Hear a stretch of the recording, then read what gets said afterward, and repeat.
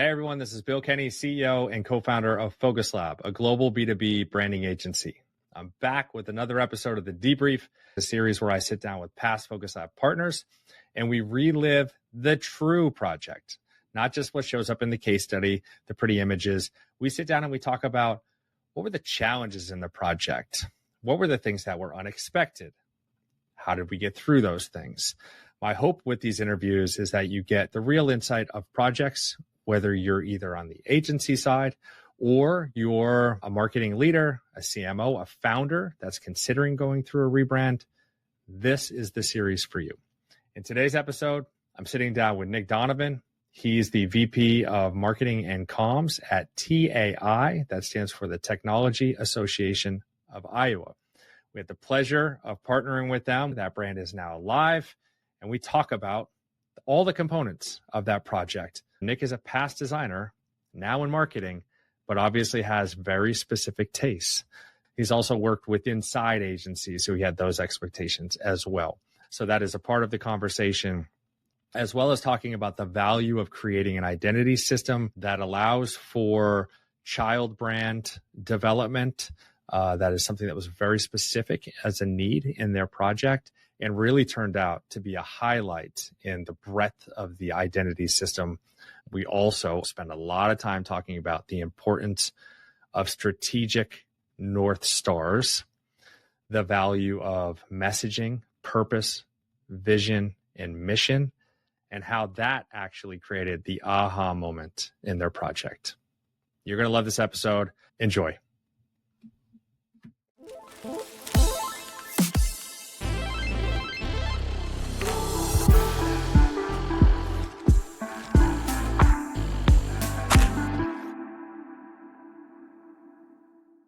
All right, rock and roll. Let's get into it.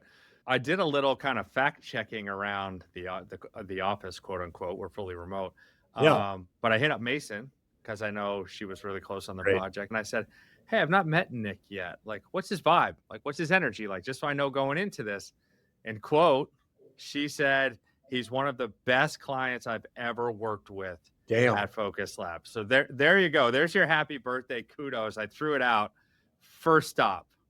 Shout out Mason. She was great to work with. That's great. Yeah, she's awesome.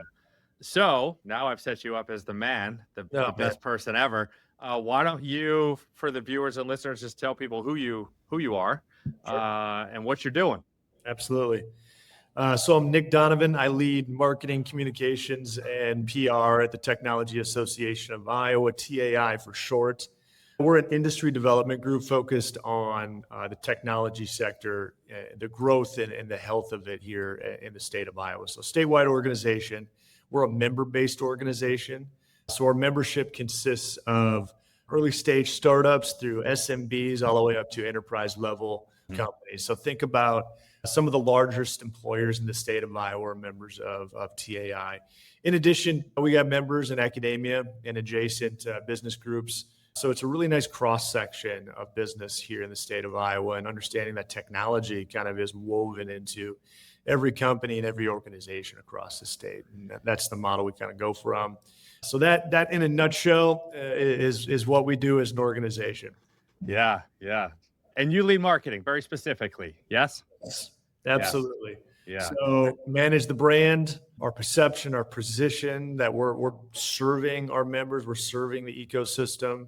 Certainly strategic communications, how we're articulating our value and the work that we do, the value of membership. And then there's certainly marketing tactics, the campaigns, and then the PR component, and bringing that all back to brand, how we're perceived in the marketplace and in our community. Okay, perfect bridge then to the first question, because what you and I are going to do is we're going to relive the project. Mm-hmm. Surprise for everybody watching. Not a surprise. We partnered on a project, but how did you know, like, what was the catalyst of initiating kind of this most recent branding effort? The short answer is just time, and the last time that TAI rebranded was 2016. And that predated my time with the organization. But that's nearly a decade of the previous brand. So that's a lot of mileage. We learned a lot along the way. But we certainly have evolved and we've matured as an organization. And in the last couple of years, there was some signs of misalignment. Okay. And so our professional development programs, Iowa Tech Connect, for example, when we layer on that value for our membership, it's this new program that needs to be positioned, that needs a messaging platform, a visual identity, a sub-identity of sorts. And we really had no framework or guidelines. So we were kind of making decisions and building the plan while I was in the air. Okay. And over time, take different instances of that, it became a little bit more misaligned. So we reached a point where we understood that the brand no longer reflected who we were as an organization and where we wanted to go. So simple answer, straightforward answer. It was 9 years. Yeah. That statement of this brand no longer reflects who we are. I mean, that has to be 90% of everybody we work with, regardless of the complexity behind that. Yeah. Right. It might be because now they've merged with 4 other companies. So that's the complexity as a result, or they're pivoting and they're moving more enterprise. So that's the catalyst of the change. But it's still that same statement, current identity in every way, visual, verbal. It just doesn't reflect who we are. So then you had the challenge of figuring out who the hell to partner with, which I love this question personally, because it's like, I don't know what it's like on the other side, quite honestly. I can presume a lot of things, but I know there's a lot of options. You can go all the way from kind of like more freelancer, solopreneur type. Then there's like smaller agencies, there's larger agencies. Prices are all over the damn place.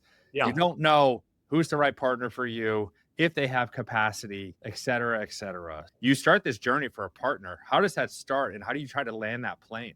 We took a look at a couple different angles and a couple different conversations, and it became clear to me after some of those conversations, it was really important to choose an agency where the service that you provided was just branding. And, we had a lot of integrated full service marketing agencies where brand and brand strategy might be buried mid website, where, it's kind of like an add-on on an exhaustive list of services.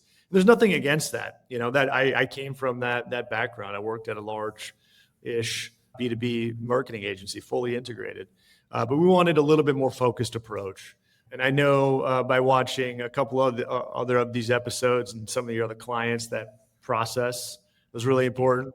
Yeah. Obviously, that's a key box to kind of check off there, and understanding expectations and the deliverables and what it would take was really important. And that's what attracted me to Focus Lab. And then if you take a look at the space that we're in, we have limited resources oftentimes, which means sometimes a limited budget. We wanted to be a priority.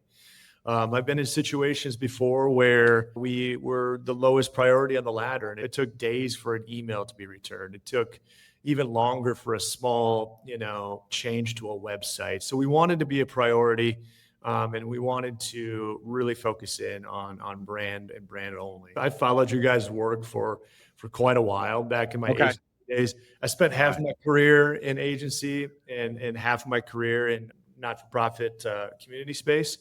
And I remember back in the day, in the heyday of Dribble, I was bookmarking Focus Lab's work. It was inspiring. I'm like, this aesthetic just hits, it resonated. So it started back then, and you've always been on my radar. Even if it was a blip, it's a kudos to branding in action, where multiple years later, when I'm in the seat and I'm in the position to like maybe think about a rebrand, I'm like, I want to see what Focus Lab is up to. Yeah. So that's when I started to dig into the website a little bit more, check out a lot of your case studies, read your book, which is great, by the way. But there is where I got a lot more clarity on the process. Yes. And trust built there.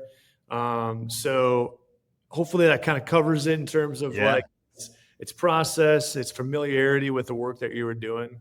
But it came down to a brand first, brand only agency. But you work with tech companies, and we might not look, walk, and talk like a lot of your clients, but we're adjacent to a lot of those companies. Wouldn't be surprised if some of your clients were members of Technology Association of Iowa. Yeah. So we needed an aesthetic and an approach that resonated with those audiences as well. Yeah, great. So we checked a lot of boxes. Yeah. Specificity, being brand only. Yes. That really works for us as a brand kind of position, and how we've really niched down, and then to the B2B positioning of that offering. more tech centered also works well for us. And man, those dribble years they're still sticky. Yeah. We don't hear it as often, but yeah, I still hear it every now and again. Man, I've been following you for 10 years on dribble. Wow. And we try to make waves. We try to be noisy. We try to always just be showing our work in the right places, Well, I'm glad you've been following us. I'm glad you found us because like Mason mentioned at the top of the show, it was a highlight partnership. So that's Good. awesome. Good. All right. So you're like, I think this is the team. They're great. We are going to be a priority. I'm glad you said that. I think that's really worth noting for anybody listening. We have such a structured process. Once projects enter the flow, they are a project, they have a dedicated team, and they are priority. It's not big dog, big clients pulling the attention of the majority, and then we're just trying to kind of like fill in the cracks for everybody else. It just doesn't function like that. It's kind of surprising that other agencies can function like that, quite honestly. And It does seem that we hear a lot of that fear, even in our kind of onboarding sales processes. Like, who's going to be on my team? Mm-hmm. How do I know I'm going to be a priority? How do I get, this is what they're thinking anyways, the best player on your team? You don't have to worry about that. Yeah. That was very clear from the top. Yeah. Great. All right. So let's get into the actual weeds of the project. My first question is, because the intent for these questions is to help people that have not been through this process to understand the dynamics, what to look for when finding an agency. And now this line of questioning, which is, what was the hardest part of the project? Great relationship. These projects are still challenging. They are. So what was hard for you or your team? Sure. As most successful organizations or companies, like we work very quickly, very efficiently, and we have a very cyclical calendar. We have certain events and certain programs that run throughout the year, and we often are on to the next thing very quickly. So not so much of a challenge, but like establishing that this project internally and with the partnership with Focus Lab was a priority. We had buy-in from everybody. We had the core team and everything, but it remained a challenge to slow down a little bit. I mean, we're like, if we're doing a brand, a strategy exercise, your phones are away. This is the priority. This is the focus. And other things had to be paused, especially on the marketing end of the house. We had to prioritize some projects. But I think this is more of a natural and necessary change to workflows. When you commit to an exercise and engagement like this, to really prioritize it. So grateful for my team to committing to that. And I think that was a significant driver in the success of the project. The other challenge we encountered even before and then into the early phases was this a full rebrand or was this a refresh? Yes. And so, we took a deep look at what was working and what was not working. We found out that there's probably a lot more good than bad, even though the brand was super dated. We had a lot of equity in certain areas that I personally had not previously considered. So challenging in our own way, questioning myself a little bit in terms of, are we being too safe? Are we being too conservative? Will the work fall apart quicker if we just broke it all down and reestablished and reinvented ourselves? But it became clear that we were going to reinforce and redefine ourselves from a strong source of foundation. And I've given a couple of presentations now on the rebrand. We'll call it a refresh. And I talk a lot about building from this foundation of what was working. So that was a challenge in itself. And then I went to school for graphic design. I've pivoted since my career to marketing communications and the business side of the house. But I think we really pushed each other into uncomfortable territories, especially some of your designers. I think we really challenged each other. I remember there was one particular meeting, I talked to our marketing coordinator, Brenton Clark, who's incredible, after one particular meeting. And I'm like, I didn't really go the way I thought. She's like, well, maybe they're not used to clients talking that deeply about typography and kerning and color theory and stuff like that. So that was a bit of a challenge, but in a really, really good and positive way. Okay, great. We embrace, and hopefully you felt this and you especially knew it by the end, for sure, that we embrace those conversations, right? The journey is the journey. And I also like that you noted the rebrand versus refresh kind of conundrum. The challenge is knowing and trying to figure out what's the right decision, right? That's the challenge. So there's a little bit of uncomfortable of like, okay, we're going to start making some decisions. Are we going to go down this path? We're going to go down that path. But that's really where the slowdown that you mentioned before and the dedication to a project like this. It's like, okay, let's just go on the journey then. Let's ask the questions together. Let's propose solutions. If we figure out maybe we went this way, but maybe we should go that way. Okay, we can do that as well. All right. So it really is just about that journey. Yeah, it is the journey. And I can add on to that in terms of just staying the course and if there's a commitment and everybody's bought in and there's a lot of trust with the partnership, which there was, there's going to be times where it's difficult to see the light at the end of the tunnel, and there were certainly points, and we did reach an inflection point, but shortly after that came the aha moment. And I think maybe we'll get into it a little bit later, but it was tying our purpose statement to the visual identity. And it was like this thing where I'm like, oh, that's it. Let's go. And then we went from there. So, it's just staying the course and being consistent. Yeah, the light at the end of the tunnel is a little bit of a booby trap because it's like maybe you don't need to see the light at all. You just need to be able to see 1 foot in front of you. Sometimes in a project like that, that's all you need. That will allow for progress. If it's I can't understand the full vision, or I don't know if that will work, so I'm uncomfortable, and then that leads to paralyzation, that really starts to hurt the project, and not just for like the agency, just for the whole motion, right? So it's 1 foot in front of the other, knowing that you can take a step back if needed, right? Not every week is chiseled in stone, and you can never move backwards. Now, we don't want to move too many steps backwards, if we don't have to, right? Yeah, just stay committed to the journey and just let it take you where it takes you. All right, so that you talked about challenging aspects. What was the most rewarding aspect? I think just overall, we can look internally at the team. It was an awesome team building experience. I come back to how our breakneck pace and the rapid pace that we work. We never really slow down in day-to-day operations and look in the mirror and talk about who we are as an organization and think deeply about where we've been, who we are today, and where we want to go. So that was kind of a galvanizing moment for us over a number of weeks that brought us closer together. So the core messaging certainly was a priority for us. Once we felt really comfortable on that, we moved forward. And even in the application phase that we're in right now, and applying the brand across our channels and everything that we do, it continues to be a source of strengthening our team. And if we continue to build that confidence and that belief with our team, they're equipped to take it out into our spaces, into the wild, as I call it. And they're better serving our members and our key stakeholders. So strengthening how the team shows up and how we speak and carry the brand out. I continue to see that. I've seen that from day one, and I'm seeing it, now come to fruition. And again, it's the journey. It's a never-ending journey that we continue. Yeah, that's right. Yeah, so there's no perfect time to kind of launch. We picked a strategic time, but really quickly as we continue to build, we had a big inclusion event last week, and seeing the sub-identity, seeing our brand out there and getting the photos back and getting feedback from everybody, each incremental thing in our cyclical calendar, and we see the new brand applied, I can feel some real momentum. Yeah, great. That event you're referencing there, is that the Catalyst? That's the Catalyst. Yeah, awesome. I was looking at some of those pictures this morning, and kind of that sub-identity and how it works. And I'm like, man, they're really cooking now. Yeah. That was a cool one because that stepped a little bit outside that primary identity, but it certainly fits underneath the umbrella of the primary mark and the visual identity and all the verbal stuff that we're working on. And it's really cool to make decisions and come across different challenges. So we're looking at signage and what does the LED screen look like at the event, and applying the really core principles of the visual identity and verbal as well. It's been really rewarding to apply it.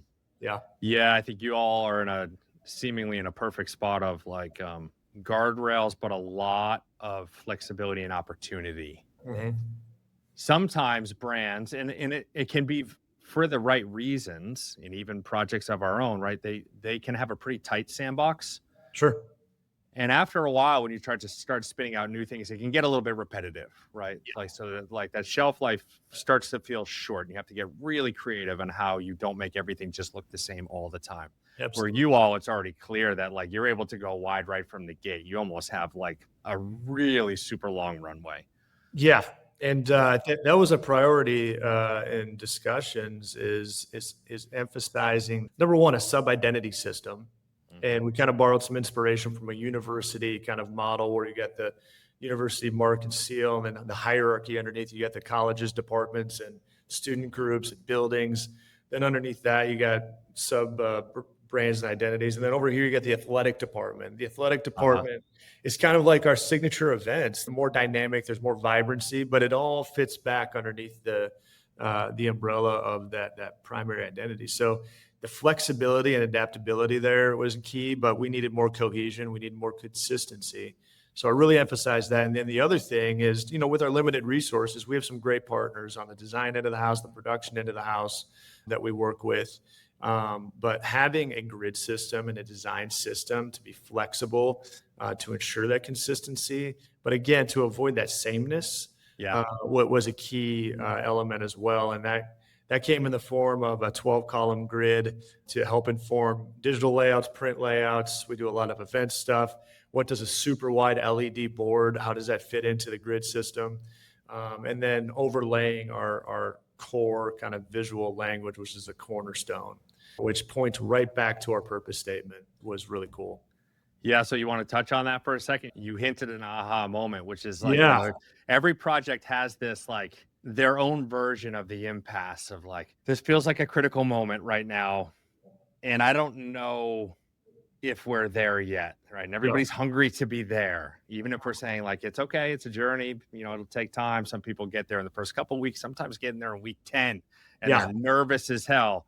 But then there is this release, the dam breaks, and you never know what will break it. And you're like, and everything kind of like settles down a little bit. So you had that when you said, you paired mission and vision to the rest of the system.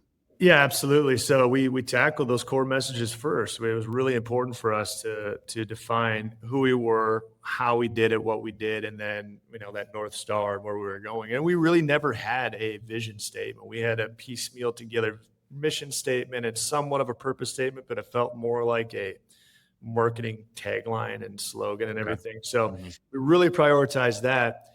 And we kind of talked as our core team, if we can nail that core messaging, the purpose, the mission, and vision, that everything else would fall into place. So coming back to the purpose, our purpose is to uphold technology as the cornerstone of Iowa's growth. So that was established. And when we went into the visual identity phase, we certainly went from concepts that pushed us in some very uncomfortable areas and some concepts that were working. And that's where I was talking about, like, just put one foot in front of the other. We had a break over Christmas, and I was like, I know we're going to get there, but it's really tough to see right now. And we came back, and your design team presented this idea of, like, let's focus in on this cornerstone and this angular element, this bottom left to upright momentum that you can see in our logo mark. So it all came back to this block that we have on the left side of our primary mark, and that's the cornerstone. And then we expanded that into a visual language, and it just all kind of started to make sense. I'm like, there is a ton of runway here with the cornerstone idea. And so that informed the grid system, overlaying the cornerstone angular language. And I'm sure there's some mathematics, there's a lot of symmetry to it, but then we can start to pull out these shapes and to expand the visual language and these shapes to frame up our photography and our speaker headshots and our digital assets, where it all is part of storytelling, but it points back to our purpose statement. And when there's cohesion like that, and there's integration, that the visual is aligned with the verbal and the core messaging, that was that, like, aha moment. It wasn't quite there once we had that meeting that day, but we just went all in on that idea. That was like the light bulb that went off. So kudos to your design team. They did an excellent job. Yeah, well, and I'll just throw it back to you. Kudos to you for, again, just like staying on the train. You got to stay on the train. You don't have to know exactly where you're going to land yet, but, like, you got to stay on it. You got to poke. You got to share when you're nervous. You got to share when something's uncomfortable. And when you get through that, you cut through that noise, and you start to find a signal, and you're like, oh my God, that's it. You get like this resurgence, right? The projects are interesting. They have kind of highs and lows, all of them. You get this high coming in with uncertainty of like, we're really excited for this. We're going to start doing this. And we've always wanted to do this. Then you can have a little bit of a lull of the, we don't really see the vision yet, or we don't love it yet. And then you have this high of the, oh my God, that's it. And then you almost start to get another lull sometimes on the back end of that, which is like, I had the high and now we're just building and building, meaning like now we're in the style guide phase and like we're practicing typography. And really what you want to do is just get to the streets with it. Yes. Maybe it's not a lull, it's like an impatience phase. There's some eager anticipation. That's the thing too. I mean, I think that's just such a great sign of if the team is really, really excited about where the visual identity was going, really happy with where the verbal was, that's when you're like, let's get this out there. But understanding that there's a lot of work that needs to be done in between to do it correctly and to do it purposefully. Yeah. Well said. Props to you and your background. I can tell in the way that you're speaking and even the way you just articulated that when we landed on the cornerstone and it kind of opened up the idea to do that. Like you understood that. That's also helpful in the process, which I was even looking at today, is like, then that cornerstone shape system animating. Yes. It can come to life, right? So it actually even has life to it too, even though it's a simple shape. It's like, me and you as design guys, we're like, oh, let's go. This is it. Yeah. And you typically kind of see those things later in application, and your design team put together that little animation as part of that initial concept pitch. And like whoever decided to like include that, like I don't even want to change much of it. We're going to change some of the images in between. I think there's some stock photos in the first draft of it, but I'm like, that's it. And it talks about, how dynamic and vibrant and the adaptability and flexibility of the system. Like it's just, and we use a very similar version of that with our brand launch, that animation. And we're going to continue to build from that. So when it comes to life, and there's motion involved, that equates to value visually and dynamically at our events. But it all ties together very, very cohesively. And that's all I was looking for. Yeah. Success. Yes. Success. Is there anything that you didn't expect to happen in the project? Positive or negative, quite honestly? Like this doesn't just have to be the hoorah the whole time. Was there anything that you're like, oh, that was unexpected? That's a tough question. I've been a part of rebrand projects in the past with really large teams in my agency days. And I came in with maybe a little bit of expectation, and then also layer on like I'm leading this project. I'm in the seat to lead this, and that was really exciting. This is like a bucket list career project and milestone for me. And it wasn't anything like I thought it would be. It's like, well, you dummy, this is not apples to apples here. And let's just focus on the work that you're doing now. Yeah. That was somewhat unexpected in a really, really good way. And that's a testament to the process of your team and walking through it step by step, phase by phase, and deliverable by deliverable. And then we started in November of 24, late November. And so we had some out of office. We had some holidays in there. And what was unexpected is that when you make a big decision, if you sleep on it, you might feel a little bit different about it. But if you take 2 weeks off, you're going to feel different. You can come all the way back around. Yeah. And so there were certain elements of where we're at in that phase of the project that I wasn't feeling. It wasn't resonating. I came back. I'm like, you know what? There's something here. We can build from it. And I think we borrowed a couple things and built it into that cornerstone. But that was a little unexpected too, because if I didn't like something going into a break, I probably wouldn't like it when I came back a week and a half later or whatever. Yeah. Yeah. All right, cool. Yeah. For the people that are unaware, what Nick's referencing is we close at Focus Lab for the last 2 weeks of the year. It's like for the people that start their project in that time period you're talking about, you start to get that initial lift off and it's like, oh, we're on break. It's like, okay. But yeah, sometimes it works out in the favor of our clients. Extra time to sit with maybe a really critical deliverable can sometimes be quite positive, right? These ideas, we say it all the time. And we've started a new presentation that I don't even think you got, which is called the Round One Design, basically like this expectation presentation that Natalie, our creative director, gives. And part of that, she does talk about that. Like some of these ideas need to grow on you, actually. It is okay if you do not love them at first. They kind of have to grow on you. That's a tough pitch, right? Because It is. nobody really wants to hear that, right? You're like, I'm paying a lot of money and I want to love it. And I know you all do great work. So like, let's shoot for, I'm going to love it. It's like, yeah, you might not though. Right. So yeah, cool. Cool. Thanks for sharing that. And that's fair. Yeah, absolutely. Yeah. But we're going to make sure that you're happy with it and that it works and that you do have a version of love for it when we're done, right? All right. Final question. I love that you mentioned this as a bucket list item. If there was somebody else that was entering their bucket list rebrand project and you had to give them one thing to consider, to not do, etc., what would that one thing be? I thought about this quite a bit, and I came back to, a simple idea, and it's clarity. To seek clarity, real authentic clarity with your brand from day one. It should be clear who you are, what you do, how you do it, and where you're going. So starting with clarity and keep coming back to it, especially in the process of the rebrand and talking about, putting one foot in front of the other. It's like, let's come back to clarity and seeking clarity. And it's not always easy. So I believe that if your brand isn't clear, it's not going to connect. And connection is so critical, connection and trust with our brand. So it was really important for us to keep it clear, honest, and to continue to sharpen that over time. Can I do two? Please. All right. You can cheat. You're the first person to cheat, by the way, Nick. On your It's your birthday. It's my birthday. Give me two takeaways. That's good, man. So I talk about consistency so much internally here at the Technology Association. My team knows this is one of my favorite words. So it's consistency. Another simple idea, but it's really, really hard to maintain and sustain.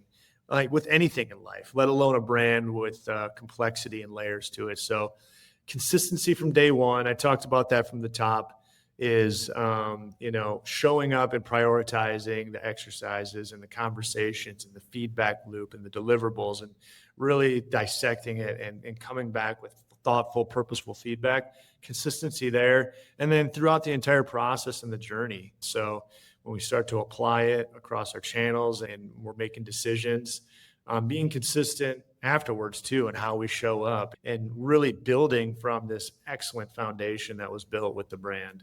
Again, not a very easy thing to do, can be challenging, but I believe consistency over time equals credibility, belief, and trust. And that's so critical in the work that we do.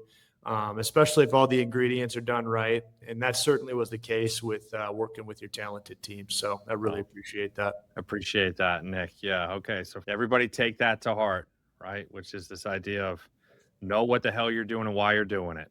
Whether that means you come in with your own strategic brief and your own set of pain points and just keep referring back to those. Don't get lost in the, this looks cool, or what if we did this? And before you know it, you forget why you had started the damn thing in the first place. Absolutely. And just show up consistently throughout the project. Everything else will largely take care of itself at that point, right? Like we've said multiple times, the journey is then just the journey. You go 100%. On it. Yeah. Yep. Embrace it. Yeah. All right. Awesome, sir. Awesome. It was great to chat with you. I'm so happy for you all. Again, I see the work coming out. We're just proud to have supported you. I know the team loved working with you. For me, as an agency owner, that gives me fulfillment. Sure. When my team is just so thrilled with the people that we're working with. So we're doing good work with good people, and is my team happy and fulfilled as well? And you checked my boxes, sir. There you go. You checked my boxes. Love it. It's not about business, it's about people. Yeah. Yes. We say that around here. So I really appreciate it. Yeah. All right, man. I'll see you out there on the internet. All right. Appreciate the time. Yeah, man. Ciao.